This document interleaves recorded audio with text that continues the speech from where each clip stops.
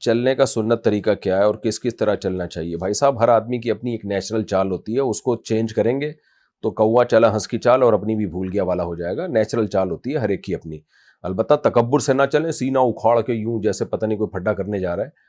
بعض لوگوں کے سینہ آٹومیٹیکلی تھوڑا سا ابھرا ہوا ہوتا ہے، وہ ایک الگ بات ہے، لیکن بعض لوگوں کی عادت ہوتی ہے اکڑ کے چلنے کی، تو اکڑ کے مت چلیں، نارمل وے میں چلیں، بہت تیز تیز بھی نہ چلیں کہ تھک جائیں بلا وجہ۔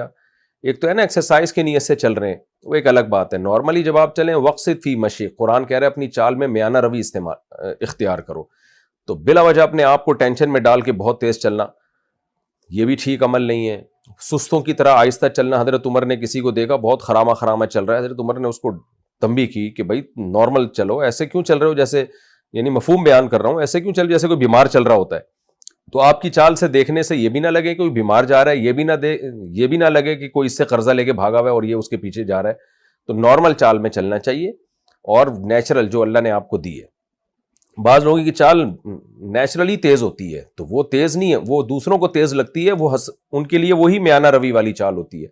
تو ہر ایک کو اللہ نے ایک الگ چال دی ہے، اس کو اسی کے مطابق چلنا چاہیے، بہت تیز نہیں، بہت ہلکا نہیں، تکبر والی چال نہیں۔ لا تمشی فی الارض مرحا، اللہ کہتے ہیں زمین پہ اکڑ کے مت چلو۔